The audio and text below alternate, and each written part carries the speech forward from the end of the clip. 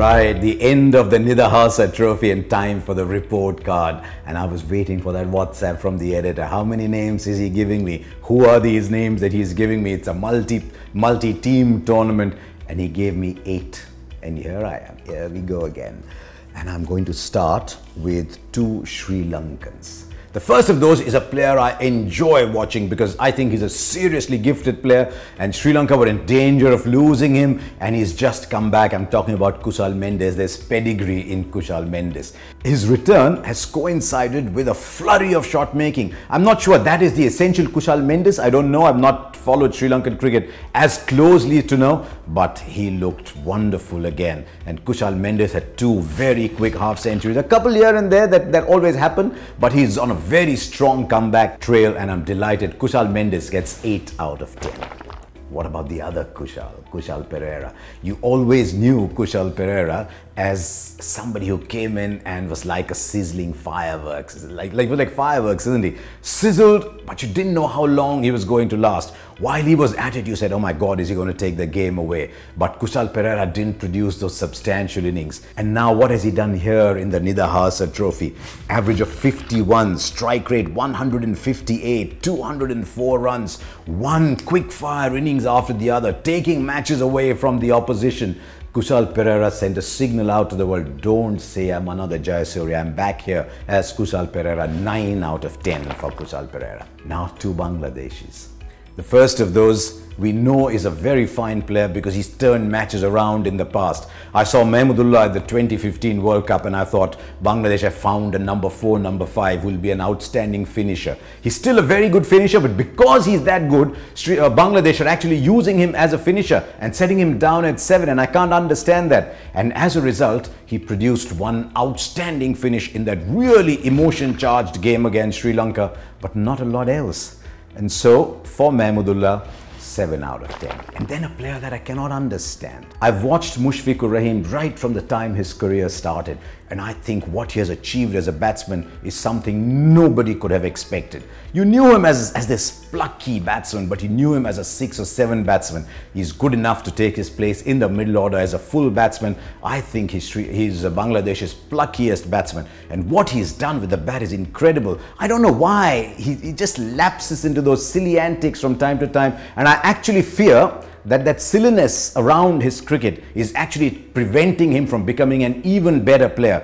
But Mushfiqur Rahim, what did Mushfiqur Rahim do here? 72 of 35 against Sri Lanka, 72 of 55 against India. Wonderful player. And for Mushfiqur Rahim, if he can do that on the big day, he'll get much more. 8.5 out of 10 with a sign of very good days ahead. Then the Indians, right? What have we got for the Indians? I'm going to start with Suresh Raina. Right, what did Suresh Raina do? Average 20, strike rate 132, he made 103 runs, but his return is one of the best things to have happened to Indian limited overs cricket. But Suresh Raina Mark II is playing shots right away. It's almost as if Raina's told himself, I've got 20, 25 balls and I've got to make the most of it. So delighted to see the return of Suresh Raina, but expected a little more from Raina. He's a far, far better player, but couple of very good innings, and so as a result Suresh Raina gets 7. Now Shardul Thakur, very impressed with Shardul Thakur in South Africa. He came in behind Bhuvneshwar Kumar and Jasprit Bumrah and he was the ideal third seamer. What they were doing was they were taking away his weakness. He seems to struggle bowling inside the power play and he's a wonderful bowler late at the end. He had his moments, but he had them only in 1 game. The moment the pressure was on him, he just seemed to come apart a little bit. The big over was not too far away. Still bowls a lovely knuckle ball that swings away. He's got a good bouncer and I think there's a lot to work with for Shardul Thakur. But because he was a little erratic. You didn't quite know what was coming with Shardul Thakur. I'm giving Shardul Thakur 6 out of 10. But I'm looking forward to the day when he goes to 7, 8 and even more. and then Washington Sundar. Just look at the numbers for Washington Sundar. 5 matches, 8 wickets, average 14.25, economy rate 5.7, strike rate 15, 8 for 114 in 20 overs, and bowling those 3 power play overs. What he did by bowling those power play overs is he allowed Rohit Sharma to hold Unadkat back, to hold Shardul Thakur back, and for his captain he was worth his weight in gold. And I thought, Washington Sundar, 18 years old, playing on the big stage, bowling all the tough overs, 9 out of 10. And then I told myself, stop being a silly schoolmaster and looking for mistakes in people. To me, purely on the basis of what he did in this tournament, Washington Sundar was a perfect 10.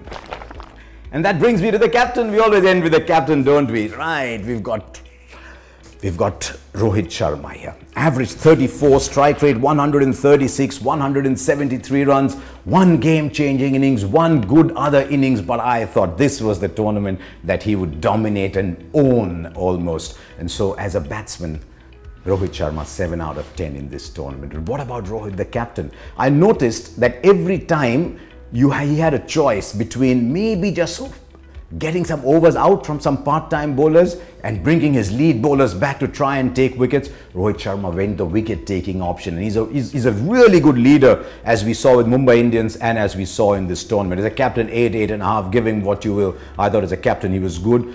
A little surprised that he didn't use Raina as much, used Vijay Shankar more. Maybe that was a team plan as well. But 8, 8.5, 8.5 to Rohit Sharma as captain. So there you are, as usual. A lot of you will disagree with those marks. Some of you will agree, but it always creates for a very vibrant debate. And I'd love to hear from you about your own mark sheet.